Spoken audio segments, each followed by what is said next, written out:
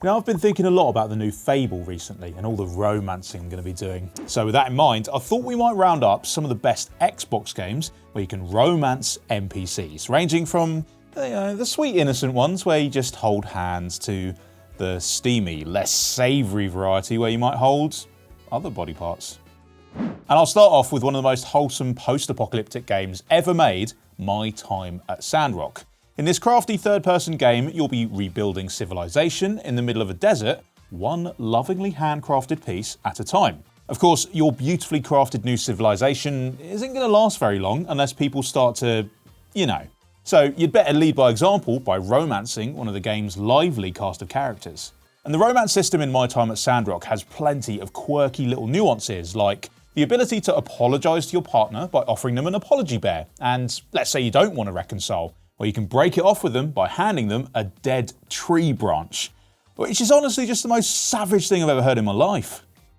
Keeping things nice and wholesome though, Stardew Valley is a great place to go if you're looking to settle down and start a family of adorable little pixel art people.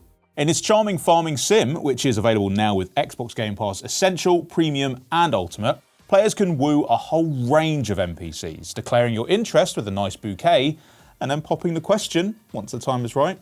If they agree to marry you, they'll move into your farmhouse where you can now build a nursery, prompting your partner to ask if you might perhaps fancy adding a new villager to the valley's population.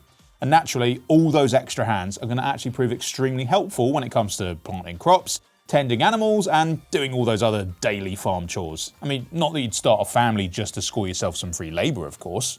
Although, in an extra fun twist, Stardew Valley players can also now marry each other in multiplayer, simply by crafting a wedding ring. So if you've got a heart full of unconfessed love and a pocket full of iridium bars, now's the time to make your move, mate. Romantasy is all the rage right now, and Xbox offers plenty of games for players who insist that the Imperial Dragon Greaves stay on in the bedroom. Got it? If you're all about options, then there are two games in particular which offer a stunning number of NPCs to romance. The Elder Scrolls V Skyrim is one of them, naturally, because Bethesda's classic action RPG offers just a stunning amount of everything. Even the totally unmodded, unexpanded version of Skyrim offers over 60 NPCs for players to romance, ranging from studious dark elves to someone who's actually a werewolf. So, there really is something for everybody, and Game Pass Premium and Ultimate subscribers can start their quest for love right now. But if you insist on being able to try and catch every fish in the sea, Dragon's Dogma 2 might be the game for you. This whole sprawling adventure is based around open-ended design and emergent gameplay, giving the player freedom to carve their own path through the game's magical world. And yes, along the way, you're free to pitch your woo at basically any NPC that catches your eye. Just remember that you are kind of supposed to be saving the world in both these games, so try not to get too distracted. High school is a pretty turbulent time for most teens. You're trying to keep on top of your schoolwork, your sports, your part-time job, and hoping to catch the eye of that special someone who sits across from you in history class. Oh, and in the Persona games, you're also spending each night protecting the world from mind-warping demons, so yeah, it's a lot. The third, fourth, and fifth Persona games are all available on Xbox, and each one gives players a whole network of social connections to maintain however they see fit. While some of them will stay just friends no matter how many games of darts you play with them, others can evolve into romantic entanglements. The romantic options add a whole extra string to the already incredibly rich stories of these massive JRPGs, and if you do get yourself a partner, you also get to go on special dates with them on holidays like Valentine's Day, which is super cute. Unless, of course, the other characters you were sneakily dating on the side find out about it. Who would do such a thing? Most of the Yakuza and Like a Dragon games allow you to romance certain NPCs. When you're not getting into bare-knuckled street brawls with other gangsters or taking part in kart races. Really important stuff. But the most robust set of options appears in the very first Like a Dragon game. There are 6 different characters who Ichiban can romance, each one requiring him to work on a different aspect of his personality to win them over. I mean, oddly they all seem fine with that haircut though. No taste. Anyway, since Ichiban is not quite as incorrigibly noble as our beloved Kazuma, he does also have the option of dating all 6 available women at the same time. I mean, they will find out about it, and they will beat the ever-loving life out of him when they do, but he does also then receive a permanent stat boost for his troubles, so yeah, kind of a mixed message. There are also 5 different people dotted around the game who will accept your money in exchange for a honk honk. That's the game's euphemism, not mine. But there is also an achievement for successfully getting all your honks honked, so off you go. And if your appetite for Yakuza-adjacent romance plotlines simply has not been quenched by the first Like a Dragon, Infinite Wealth boasts a dating app minigame for players to get stuck into. Although, be warned, not everyone on that thing is quite who they're claiming to be. There are currently loads of Assassin's Creed games available with Game Pass, but if you're as interested in necking as you are in neck stabbing, well, Odyssey is the way to go. And, I mean, of course it is. You're basically spending the whole game floating around the sun-soaked islands of ancient Greece while beautiful, betogered people ply with grapes and whatnot. And for a young, unattached Spartan with a few drachma to their name, it's a regular bacchanalia. The 15 romantic options on offer in Assassin's Creed Odyssey can take the story off in all sorts of surprising directions. You can flirt with a villain, fall for an oily sex god, make a booty call to a pirate warlord, and play doctor with one of Hippocrates' finest students. Available now to all Game Pass subscribers, Hades is one of the most celebrated games of the last decade for a number of reasons. It's slick combat, flawless roguelike mechanics, epic story, and art design that renders every single character as a certified hottie. Now, Zagreus is obviously related to all the other members of Mount Olympus, and while this wasn't really seen as much of a stumbling block in the original myths, it is here, so you can't romance any of them. No, not even Aphrodite. No, not even once. Down boy. But the good news is that by paying them due attention and plying them with ambrosia, you can hook up with Zagreus' lifelong friends, Megaera and Thanatos. Notice that I did say "and" there, not "or", cheeky. Alternatively, you can choose to pursue a more chaste sort of romance with everyone's favourite floating gorgon head, Dusa. With Dragon Age and Mass Effect, BioWare created 2 of the most acclaimed RPG series of all time, and while one is a deep space saga and the other is all swords, spells and sandals, they are both full of unforgettable characters. Unforgettable, extremely boinkable characters. Romance a Dragon Age NPC successfully and you'll be treated to a bonus scene that can involve anything from a sweet declaration of love from a pun-loving dwarf to watching your character climb a towering Qunari warrior like a sexy, sexy tree, which obviously I can't show you here. But over in Mass Effect, there's real fun to be had if you follow the same save data across the 3 games. Will you play as a pair of star-crossed lovers, staying true to your soulmate throughout the whole adventure? Or will you accidentally leave them to suffocate in an air vent and then move on to someone else?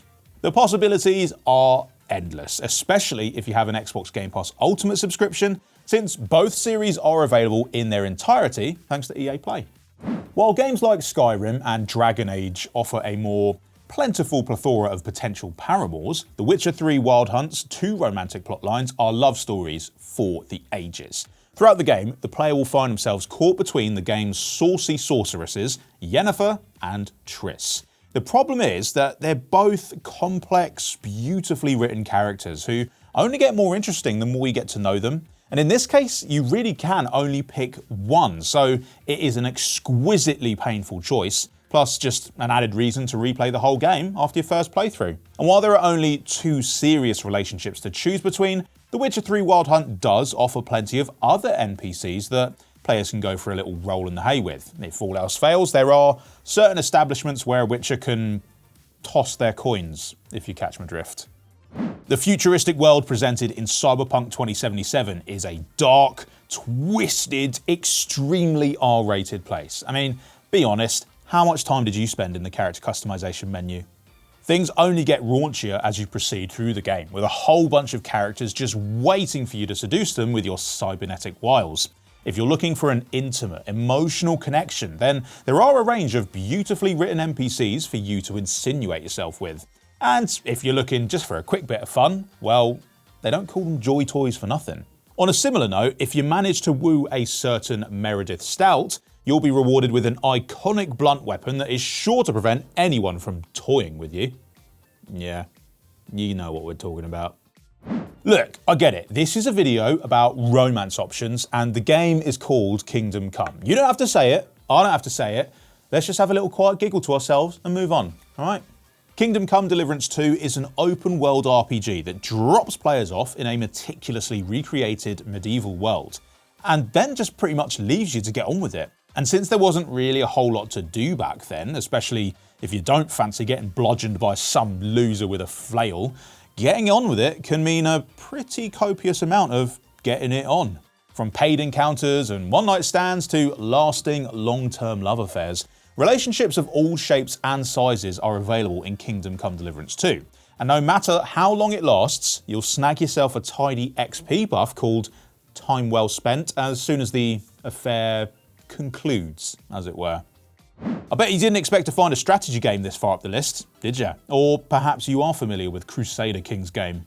In Crusader Kings 3, you play as the ruler of your chosen nation, and then you move on to their heir and their heir's heir, and so on and so forth. As a result, what goes on in the bedroom is every bit as important as what happens on the battlefield, while often also being way more entertaining. Marry off cousins to firm up an alliance, and maybe spread some rumours about your rivals to quash their prospects. Knock up everyone in sight just to give yourself plenty of options, and then lie through your teeth about it.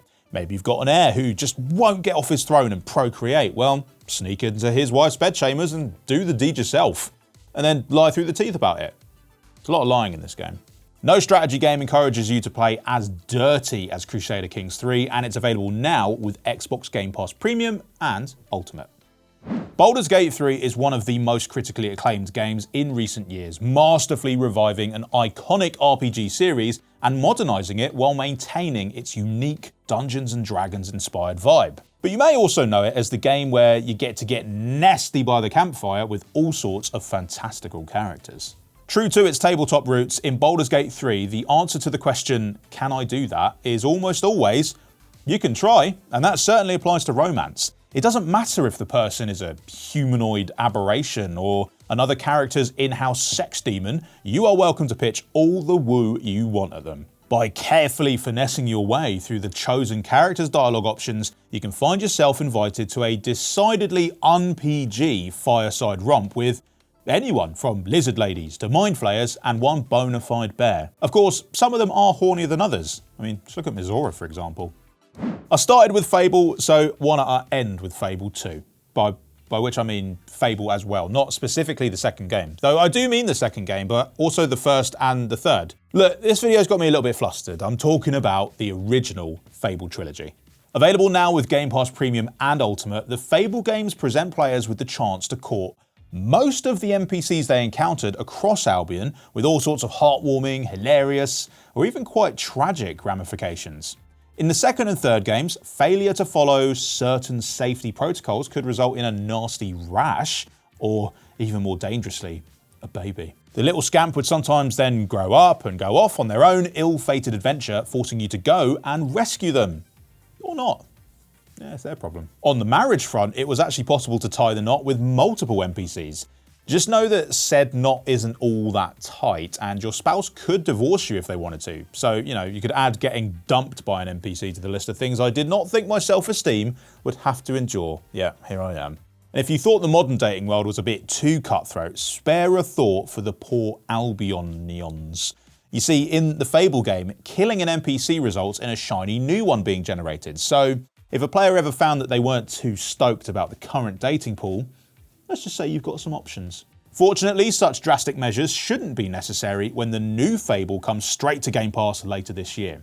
Because this version of Albion boasts over 1,000 handcrafted, fully voiced NPCs, and you're going to be able to romance just about any of them. Marry them, divorce them, hire them, have kids with them, fire them, marry someone else, marry another someone else, and don't tell the someone else about it. There are just so many ways that you can make things so very messy, and there is nothing anyone can do about it. After all, you're the hero. So those are my picks, but what Xbox games get you hot under the collar? Please sound off in the comments and keep it PG, guys. Bye!